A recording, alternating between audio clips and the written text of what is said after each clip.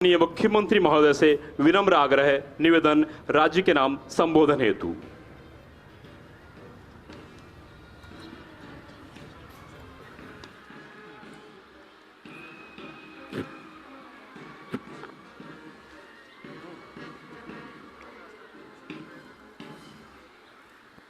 मेरे प्यारे प्रदेशवासियों,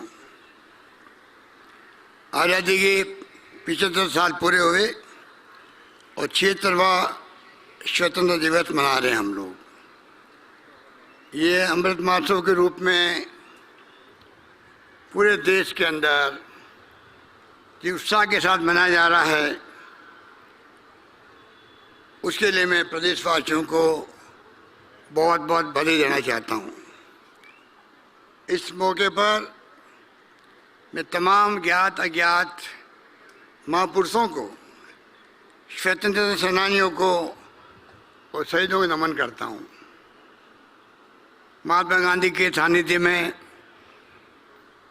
उस जमाने पंडित जवाहरलाल नेहरू, सरदार वल्लभ भाई पटेल, मौलाना अबुल कलाम आज़ाद जैसे नेता हुए, चंद्रशेखर, भगत सिंह, खुदीराम बोस जैसे नौजवान जो फांसी के फंदे पे चढ़ गए, गोपाल कृष्ण गोखले हो, लाला लाजपत राय हो, लोकमान्य तिलक हो, एक से बढ़ के एक ऐसे महापुरुष हुए देश के अंदर जिन्होंने बिना किसी बाहरी मुल्क के सहयोग के इस देश को गुलामी की जंजीरों से मुक्त करवा दिया, बिना किसी बाहरी मुल्कों के सहयोग से, गांधी जी के अहिंसा के रास्ते पर चलते हुए। इसीलिए आज हमारे देश का मान व सम्मान दुनिया में अलग से पहचान रखता है। इस महान देश ने 47 में जब आज़ाद हुआ था तब क्या था, यहाँ पर सुई नहीं बनती थी, 33 करोड़ की लगभग आबादी थी।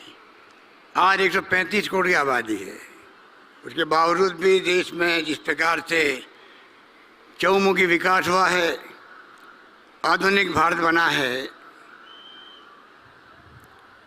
विकास पानी के संबंध में हो, पीने के पानी की बात हो, सिंचाई की बात हो, चाहे वह बिजली उत्पादन की बात हो। 13 मेगावाट बिजली राजस्थान में बनती थी, 13 मेगावाट बिजली जो राजा महाराजाओं के महलों में टिमटिमाती थी जनरेटर से। आज 23,000 मेगावाट से अधिक बिजली उत्पादन होता है।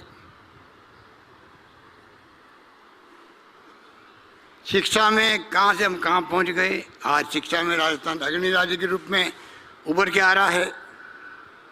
चाहे उच्च शिक्षा हो, चाहे वो स्कूल शिक्षा हो, कीर्तिमान स्थापित हो रहे हैं। और मुझे खुशी है कि लड़कियों की शिक्षा लड़कों से ज़्यादा हो गई है कॉलेजेस के अंदर। इस बात का प्रतीक है कि राजस्थान शिक्षा के मामले में बहुत तेज गति से प्रगति कर रहा है। स्वास्थ्य सेवा में आप देखिए, देश के अंदर हम नंबर 1 हैं।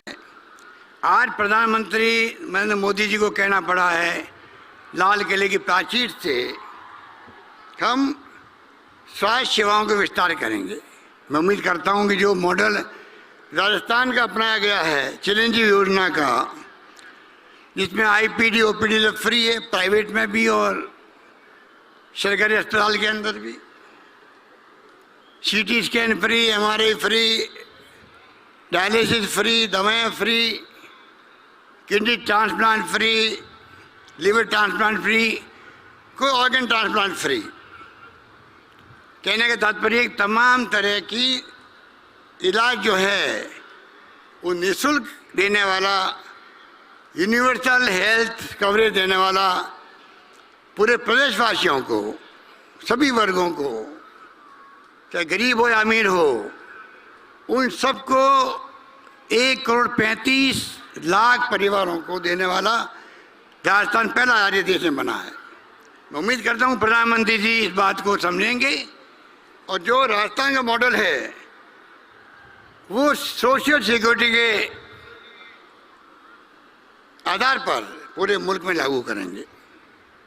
साथ में 5 लाख का एक्सीडेंट बीमा भी किया हुआ हम लोगों ने। 1,35,00,000 परिवारों को हम स्मार्टफोन देने जा रहे हैं तमाम परिवार के अंदर, जिससे कि बच्चे जो है अभी कोरोना के अंदर लॉकडाउन में थे, गरीब का बच्चा पढ़ नहीं पाया क्योंकि उसके पास स्मार्टफोन नहीं था, आईपैड नहीं था, लैपटॉप नहीं था। अब स्मार्टफोन मिलेगा तो घर घर के अंदर ही कॉन्फिडेंस बढ़ेगा, बच्चों के अंदर भी, परिवार के अंदर भी। वो कम्युनिकेट कर पाएंगे अपने रिलेटिव से भी, वो समझ पाएंगे देश दुनिया में क्या हो रहा है। गूगल के माध्यम से एक क्रांति आएगी। शिक्षा के क्षेत्र में हमने इंग्लिश से स्कूल खोलने का प्रारंभ किया। अंग्रेजी स्कूल खोलने का एक अभिनव प्रयोग राजस्थान हुआ है। आप सोच सकते हैं ये प्रयोग 10-15 साल के बाद में राजस्थान को कहाँ के कहाँ ले आएगा, जहाँ यहाँ के बच्चे अभी से प्राइमरी से ही इंग्लिश बोलना सीखेंगे, उनका कॉन्फिडेंस बढ़ेगा। तो आने वाले वक्त के अंदर जो आज ज़माना बदल गया है, 21st सेंचुरी की जो बात की थी राजीव गांधी जी ने, जब वो प्रधानमंत्री थे, आईटी क्रांति की बात की थी, कंप्यूटर की बात की थी, इंटरनेट की बात की थी, उसका लाभ प्रदेश के गांव के बच्चों तक को मिलने लगेगा। आप कल्पना कर सकते हैं कि प्रदेश का नौजवान मानव संसाधन किस रूप में तैयार होकर वो आगे बढ़ पाएगा। इस प्रकार से पिछले 10 साल का सफर तय करते करते हम यहाँ तक पहुँचे। मैं उम्मीद करता हूँ कि ये हमारी उपलब्धियाँ शानदार उपलब्धियाँ हैं। पाकिस्तान हमारे साथ आज़ाद हुआ था, बार बार सैनिकों का शासन, लोकतंत्र की हत्या। यहाँ पिछले 10 साल के अंदर लगातार नियमित चुनाव, सरकारें बदलती रहती है, लोकतंत्र मजबूत होता रहता है, दुनिया लोहा मानती है। पाकिस्तान बना धर्म के नाम पे बना, मुस्लिम धर्म के नाम पे बना। आप देखिएगा धर्म के नाम पर जो मुल्क बनाने की बातें करते हैं, उनको मैं कहना चाहूँगा, पाकिस्तान का उदाहरण आपके सामने है। जो धर्म के नाम पर उस वक्त में मजबूरी में बनाना पड़ा अलग राष्ट्र पाकिस्तान के नाम का, लोकतंत्र की हत्या, और साथ में इंदिरा गांधी के ज़माने में 2 टुकड़े हो गए, पाकिस्तान के 2 टुकड़े हो गए। अगर धर्म के नाम पर देश कामयाब होते होते तो भाषा के नाम पर अगर वहाँ टुकड़े हो सकते हैं एक धर्म के लोग होते हुए भी, आप समझ सकते हैं कि जो हमारी मूल भावना है अम्बेडकर की दी हुई संविधान के अंदर, जिसमें लोकतंत्र की बात भी की गई है, समाजवाद की बात भी की गई है और सर्वधर्म समभाव की बात की गई है, उसी सर्वधर्म समभाव ने इस देश को आज 75 साल में एक रखा है, मजबूत रखा है। हिंदू, मुस्लिम, सिख, ईसाई, फारसी, जैन, तमाम लोगों को लगा कि हमारा मुल्क है ये। अलग अलग भाषाएं हमें समझ में आती नहीं, तेलुगु, तमिल, मलयालम, बंगाली, गुजराती, मराठी क्या होती है, तब भी हम एक अखंड हैं। इसलिए कि मूल भावना हमारी सभी को समान अधिकार है, संविधान के अंतर्गत कोई भेदभाव नहीं है, तब जाकर के स्थिति बनी हुई है। कमजोरी आज भी है, छुआछूत मानवता पे कलंक है। मैं उम्मीद करता हूं कि धर्म के नाम पे बात करने वाले इस पे ध्यान देंगे कि आप धर्म की बात तो करते हो, पर जब आज ऊंच नीच की बात आती है, दलित की बात आती है, आदिवासी की बात आती है, पिछड़े वर्ग की बात आती है, तो आपको सोचना पड़ेगा उन लोगों के लिए भी किस प्रकार से आप भेदभाव खत्म हो, आपस के अंदर ऊंच नीच का भेदभाव खत्म हो, छुआछूत खत्म हो, उसके लिए आपका अभियान चलना चाहिए। आपको आह्वान करना चाहिए कि अगर आप धर्म के नाम पे बात करते हो राष्ट्र बनाने की, और कहाँ राष्ट्र बनाने की बात करते हो।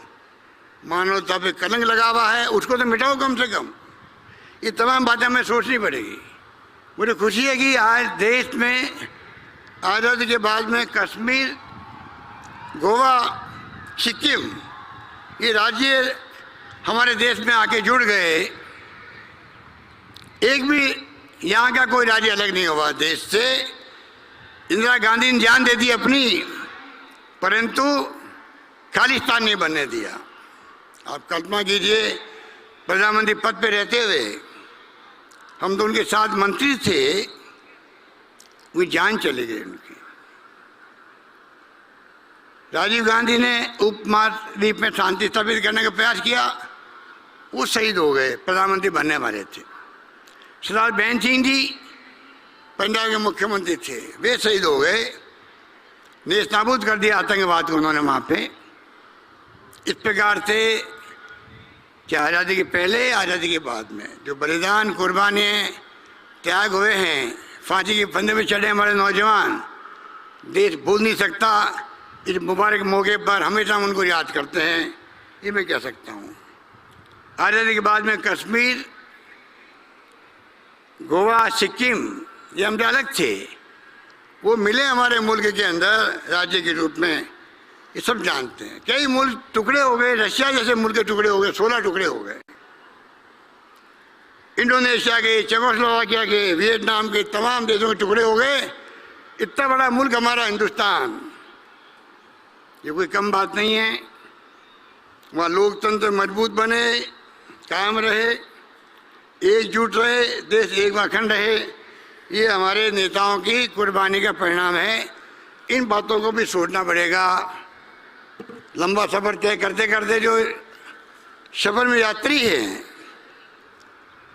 जो उनकी भूमिका थी आज़ादी करवाने के अंदर और आज़ादी को अक्षुण्ण रखने के अंदर, देश को एक अखंड रखने के अंदर, उनको भी आपको याद करना पड़ेगा इस अमृत महोत्सव पर। पंडित जवाहरलाल नेहरू ने, आपको मालूम है कि 31 दिसंबर 1929 के अंदर रावी के तट पर लाहौर के अंदर जब पूर्ण स्वराज्य की बात की गई, पहली बार तिरंगे झंडे को खुद ने फहराया था। और पंडित नेहरू ने कहा उस वक्त में, आज ये झंडा फहरा दिया गया तिरंगा, जान चली जाए परवाह मत करना, पर कभी झुकने मत देना इसको। और आज मुझे खुशी है, गर्व है कि पिछले साल में झंडा झुका नहीं है, मजबूत के साथ में खड़ा है देशवासियों के हाथ के अंदर। पूरा देश और घरों के अंदर आज झंडा मजबूती के साथ लहरा रहा है। इस बात का गर्व हम सबको होना चाहिए। मुझे खुशी है कि आज मैं 14वीं बार मैंने झंडा फहराया यहाँ पर, 14वीं बार। ये मेरे लिए गर्व की बात है कि राजस्थान की जनता ने जो प्यार, जो स्नेह, जो आशीर्वाद मुझे दिया है, उसके कारण से 14 बार झंडा फहराना मेरे लिए बहुत गर्व की बात है। प्रथम सेवक के रूप में मैंने भी संकल्प ले रखा है, जिंदगी के अंदर अंतिम सांस तक इस प्रदेश की मैं जिस प्रकार सेवा कर सकूं, गरीब को गणेश मान करके। गांधी जी ने जो कहा था, अगर सरकार बन जाए तो अंतिम व्यक्ति में, जो अंतिम पंक्ति में खड़ा व्यक्ति, गरीब आदमी, उसके आंसू पहुंचना आपको। वो काम मैं बखूबी कर रहा हूं। और इसीलिए एक के बाद एक बजट पेश मैंने जो किए हैं, किसान को, दलित को, पिछड़ों को, गरीब को, चाहे गरीब किसी कौम का हो, किसी जाति का हो, उनके लिए मैंने समर्पित किया। ये मेरे लिए गर्व की बात है। इसलिए मैं कहना चाहूँगा कि आज जिस प्रकार से हम लोग आगे बढ़ रहे हैं, देश आगे बढ़ रहा है, और मैं चाहूँगा कि देश में तनाव नहीं रहे, सभी जाति, सभी धर्म के बीच में प्यार मोहब्बत का माहौल रहे। एक कहावत है, घर में भी अगर झगड़े होते हैं वो परिवार ऊपर नहीं उठ सकता। गांव में अगर झगड़े होते हैं वो गांव में विकास ठप हो जाता है। यही बात लागू होती है प्रदेश के लिए, देश के लिए। हम लोग चाहेंगे कि लोकतंत्र के अंदर जो मूल भावना है टॉलरेंस की, उसको भी सरकार अपनाए, चाहे केंद्र की हो चाहे राज्य की हो। मुझे संत कबीर का वो कथन याद आता है, निंदक नीरे राखिए आंगन कुटी क्षमाए। विपक्ष भले ही निंदा करे, आलोचना करे, लेकिन उनके सुझावों को शामिल करने पर गवर्नेंस में सुधार किया जा सकता है।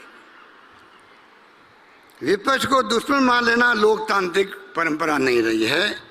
मुझे उम्मीद है कि इसी भावना के साथ में पूरे देश में हम लोग सब मिलकर के, हम कोई दुश्मन नहीं है आपस के अंदर, विचारधारा के आधार पर सरकारें बनती है, सरकारें चलती है और हम लोग उसको निभाते हैं। मैं उम्मीद करता हूं कि उसी परंपरा को आगे बढ़ाएंगे हम लोग। कोई गलती कर रहा होगा तो वो सुधार करेगा उसके अंदर, देश हित के अंदर। एक बात मैं नौजवानों से कहना चाहूँगा, युवा इस देश की शक्ति है। हमारे देश में 65% आबादी जो है युवाओं की है और किसी भी देश की तकदीर बदलने के लिए युवाओं की भूमिका, छात्रों की भूमिका बहुत बड़ी है। इतिहास गवाह है दुनिया के मुल्कों के अंदर भी। ये हम सब राजनेताओं की जिम्मेदारी है कि समाज के युवाओं को सही राह दिखाएं। युवा शक्ति का दायित्व है वो देश के भविष्य के लिए स्वयं को संयमित रखते हुए अपनी ऊर्जा को देश को खुशहाल बनाने में लगाएं। लेकिन आजकल ये देखने में आया कि देश की युवा शक्ति का लक्ष्य थोड़ा अलग हो गया है। मैं सोशल मीडिया देखता हूँ, वहाँ का माहौल अलग ही हो गया है। कई युवाओं में उन्माद बढ़ता जा रहा है जो नहीं होना चाहिए। ना उनके खुद के इंटरेस्ट में है और ना देश के इंटरेस्ट के अंदर है। युवा आपस में द्वेष रख रहे हैं, जाति धर्म के नाम पर बंट रहे हैं, आपसी सद्भाव खत्म हो रहा है। उनसे दूर रहना चाहिए, देश हित में है। मैं समझता हूँ कि युवाओं के ऊपर बहुत बड़ी जिम्मेदारी है। युवाओं का बड़ा वर्ग नशाखोरी में भी शिकार हो रहा है। ये बहुत चिंताजनक स्थिति है। कॉलेजेस के अंदर, विश्वविद्यालयों के अंदर, प्रांगण में जो सुनते हैं हम लोग, तकलीफ होती है। ये बुराई है, इसको दूर करना चाहिए। खाली सरकार इसको दूर नहीं कर सकती है, युवाओं खुद को आगे आना पड़ेगा। यदि कोई युवा क्षमतावान है और उसकी क्षमता का पूरा उपयोग देश सेवा में नहीं कर सके वो, तो ये अच्छा संकेत नहीं है। इसलिए मुझे याद आता है डॉक्टर APJ अब्दुल कलाम साहब ने कहा था युवाओं को सपने देखना चाहिए। सपने देखे युवा, सपने में वो सपने देखे जो देश हित में हो, मानवता के हित में हो, राष्ट्र के हित में हो और खुद के हित में हो। और उनको पूरा करने के लिए मन के अंदर संकल्प लें, ये उनकी भावना होनी चाहिए। सरकार काम काज करने में कमी नहीं रख रही है। आप देख रहे हमारे सामने करप्शन भी एक चुनौती होती है। और मुझे कहते खुशी है कि जिस तरह से हमारी सरकार ने प्रदेश में भ्रष्टाचार पर वार कर रही है, उससे जनता भी खुश है। राजस्थान में करप्ट लोगों की नींद उड़ी हुई है अभी, ये मैं आपको दावे के साथ कह सकता हूँ। जनता का पूरा सहयोग में मिल रहा है इस काम के लिए, इस बात की मुझे प्रसन्नता है। आज आप देखिए खुशनुमा माहौल है। 15 अगस्त में मैंने देखा है बारिश होती है, पर जब प्रोग्राम होता है तो मानसून रुक जाता थोड़ी देर के लिए। ये भी सुकून की बात है। अभी आप सांस्कृतिक कार्यक्रम देखेंगे और आप उसके बाद देखेंगे वापस बरसात शुरू हो जाएगी। ये भी मैं कह सकता हूँ कि इस बार मानसून अच्छा आया राजस्थान के अंदर। एक खुशनुमा माहौल है पूरे प्रदेश के अंदर। वो खुशनुमा माहौल समाज में भी है, लोगों के दिलों में भी है। मैं प्रार्थना करता हूँ उन सबसे, इस खुशनुमा माहौल को आप दिलों में उतार लें और जाति धर्म कोई भेदभाव छोड़ करके एकजुट रहें। पूरे प्रदेशवासी प्रदेश के विकास में भागीदार निभाएं। इस प्रकार का भाव आप सब में होना चाहिए। हमने कोई कमी नहीं रखी है। हमने सपने बड़े बड़े मैंने देखे हैं। मैंने सपना देखा रिफाइनरी का तेल निकल गया राजस्थान के अंदर बाड़मेर में। आज तेल निकलना बड़ी बात थी, रिफाइनरी बनी वहाँ पर, ये सपना देखा, सरकार बदल गई, वो सपना टूटता हुआ नजर आया। हमने संघर्ष किया, आखिर में हमारी जीत हुई और रिफाइनरी वहाँ पर बन रही है, वहाँ पर आधा काम हो गया। इस बात की मुझे बहुत प्रसन्नता है।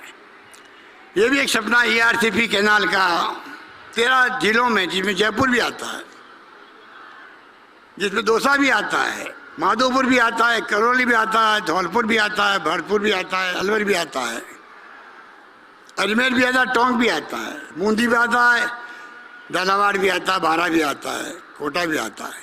सब जगह पीने के पानी और सिंचाई की सुविधा बढ़े किसान के लिए।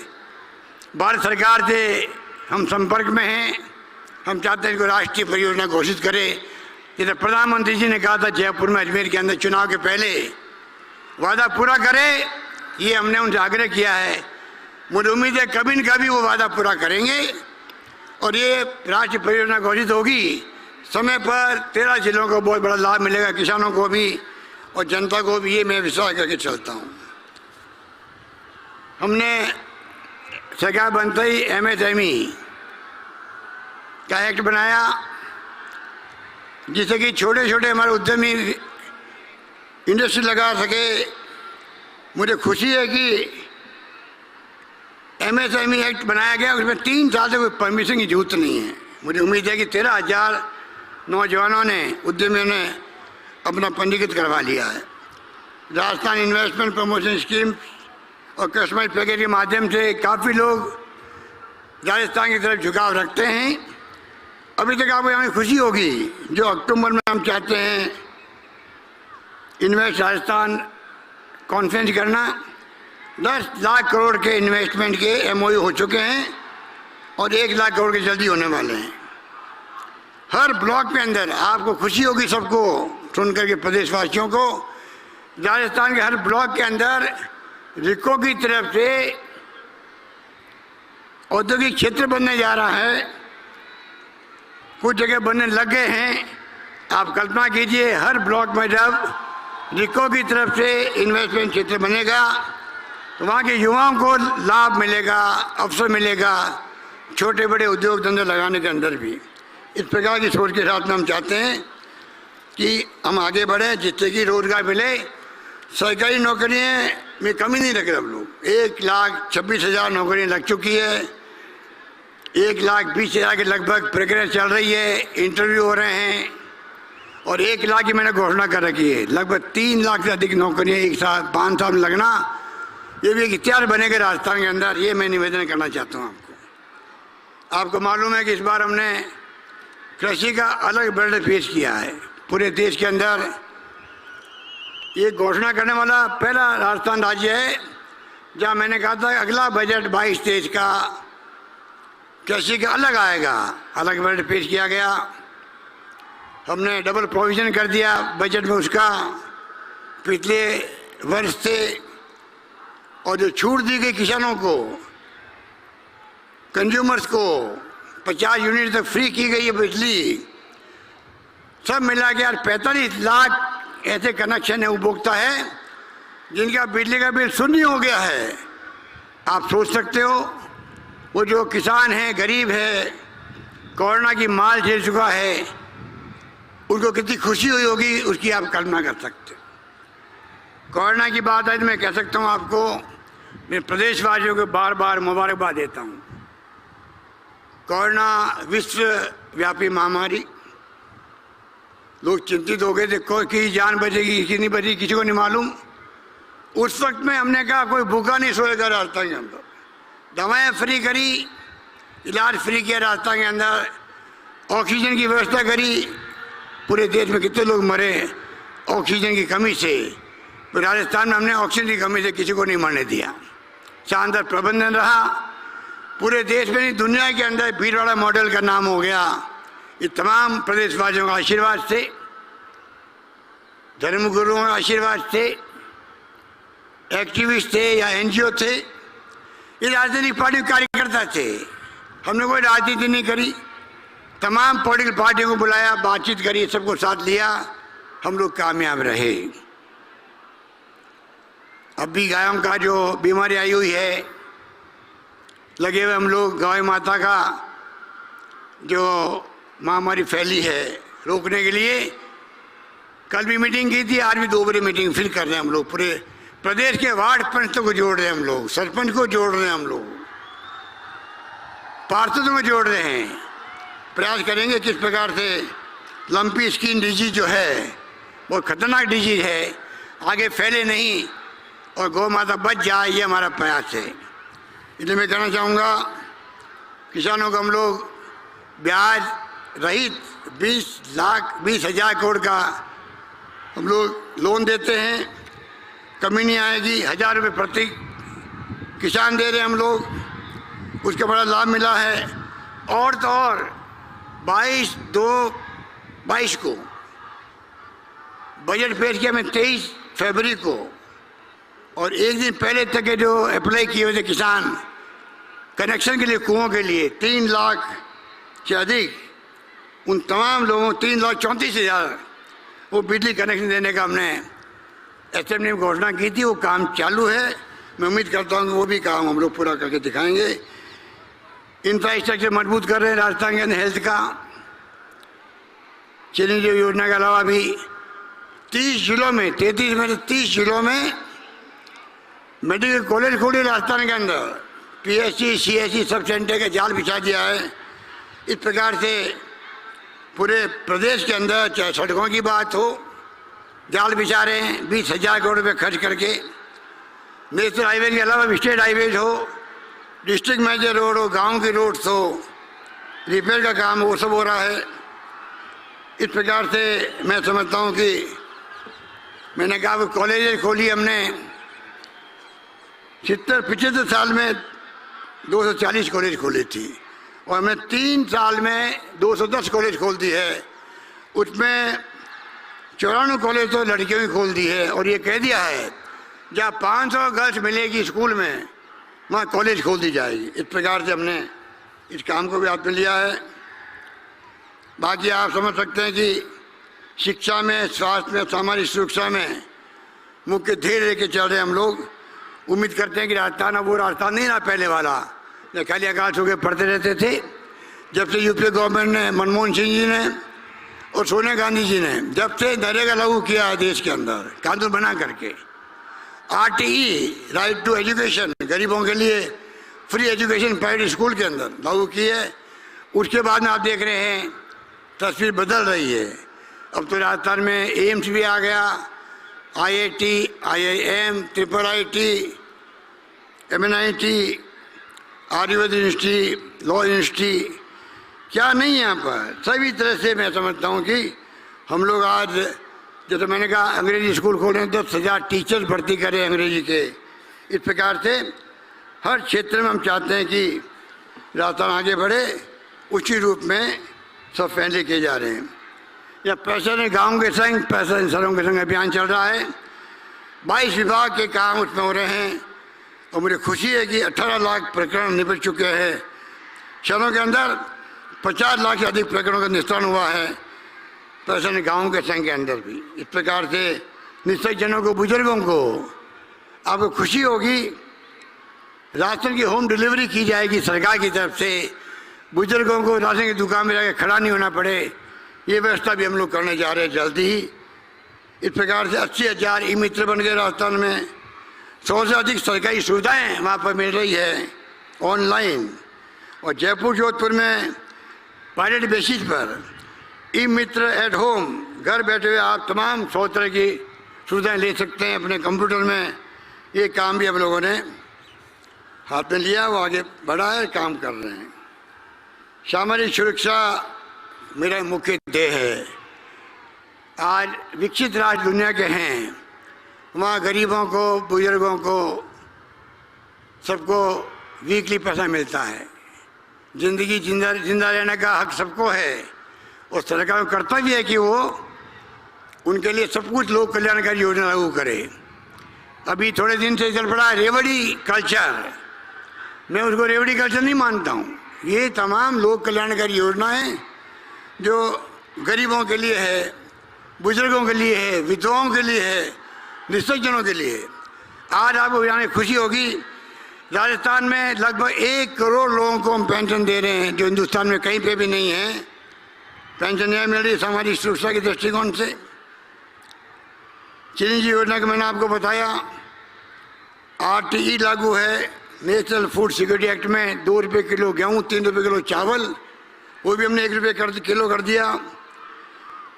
पेंशन दे रहे हैं हम लोग। कोरोना में जो लोग मारे गए हैं, विधवाओं को 1 लाख रुपए और पेंशन, अनाथ बच्चों को 1 लाख रुपए और 5 लाख रुपए की FDR, पालना योजना में पेंशन। इस प्रकार से मैं समझता हूँ कि महंगाई के दौर में, और महंगाई बेरोजगारी बहुत बड़ी चुनौती है देश के सामने, उनको केंद्र को राज्यों को मिलकर के उसका मुकाबला करना चाहिए। महंगाई ने कमर तोड़ दी है, महिलाओं की भी रसोई चलाना मुश्किल हो रहा है, उसको देखना पड़ेगा हमें। बेरोजगारी से नौजवानों में कुंठा आ रही है, उसका ध्यान रखना पड़ेगा। इस प्रकार से मैं समझता हूँ कि हमने कोई ऐसा क्षेत्र नहीं है जहाँ पर हम लोग पीछे रहें, ये मेरा मानना है। अंत में कहना चाहूँगा आपको, ग्रामीण ओलंपिक खेल का आयोजन हो रहा है 29 अगस्त से।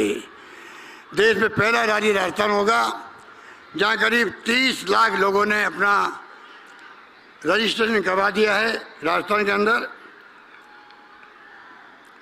इसमें सभी जाति, धर्म, विचारधारा के ऊपर उठ करके, जैसे MLAs और MPs जब मैच खेलते क्रिकेट का, कभी MLA वर्सेस सरकारी अधिकारी होते हैं, कभी MLA वर्सेस पत्रकार होते हैं, तब जो टीम बनती है MLAs की, उसमें कांग्रेस की भी होते हैं, BJP की भी होते हैं, CPM की भी होते हैं, तमाम पार्टी के लोग होते हैं। उसी प्रकार से मैं आह्वान करूंगा प्रदेशवासियों को, ग्रामीण ओलंपिक से खेलों का माहौल बनेगा राजस्थान के अंदर। आपको ये जो टीमें बने गांव के अंदर, उसमें कोई विचारधारा, कोई धर्म, कोई जाति, कोई वर्ग बीच में नहीं आना चाहिए। खेल को खेल की भावना से खेलें और राजीव गांधी ग्रामीण ओलंपिक खेलों को कामयाब करने में मैं प्रदेशवासियों को आह्वान करता हूँ। अंत में मैं आज़ादी के अमृत महोत्सव पर हमारे प्रथम प्रधानमंत्री स्वर्गीय जवाहरलाल नेहरू के आज़ाद भारत के अपने पहले संबोधन में, द ट्रिस्ट विथ डेस्टिनी, 14 अगस्त 1947 की रात को 12 बजे, आपको मालूम है कि 12 बजे रात को जब देश आज़ाद हुआ, 15 अगस्त को रात को 12 बजे नेहरू जी ने कहा था कि आज दुनिया सो रही होगी और हिंदुस्तान जाग रहा है 12 बजे के बाद में। वो भाषण जो दिया था, उसका एक अंश पढ़ के मैं अपनी बात समाप्त करता हूँ। ये भविष्य आराम करने और दम देने के लिए नहीं है, बल्कि निरंतर प्रयत्न करने के लिए है। जैसे कि हम उन प्रतिज्ञाओं को जो हमने आज़ादी की जंग लड़ते हुए कई बार की है, उसे जो आज कर रहे हैं पूरा कर सकें। भारत की सेवा का अर्थ करोड़ों पीड़ितों की सेवा है। इसका अर्थ दरिद्रता, अज्ञान और अवसर की विषमता का अंत करना है। हमारी पीढ़ी के सबसे महान आदमी महात्मा गांधी की आकांक्षा रही है कि प्रत्येक आंख के आंसू को पहुंच दिया जाए। ऐसा करना हमारी शक्ति से बाहर हो सकता है, लेकिन जब तक आंसू है और पीड़ा है, तब तक हमारा काम पूरा नहीं होगा। इन्हीं शब्दों के साथ एक बार पुनः मैं 76वें स्वतंत्रता दिवस के शुभ अवसर पर आप सभी प्रदेशवासियों को बहुत बहुत बधाई देता हूँ, मुबारकबाद देता हूँ। धन्यवाद। जय हिंद। धन्यवाद। तो आज़ादी का 75वां अमृत महोत्सव और 76वें आज़ादी के वर्ष में आज हम प्रवेश कर गए हैं। मुख्यमंत्री अशोक गहलोत का संबोधन आप सुन रहे थे राजधानी जयपुर के सवाई मानसिंह स्टेडियम से। ये कार्यक्रम जिसमें मुख्यमंत्री अशोक गहलोत ने एक लंबा संबोधन दिया। अपने संबोधन के दौरान मुख्यमंत्री अशोक गहलोत ने तमाम बातें जो कि प्रदेश के विकास से, इस देश के विकास से जुड़ी हुई है, उन सभी को दोहराया। इतिहास को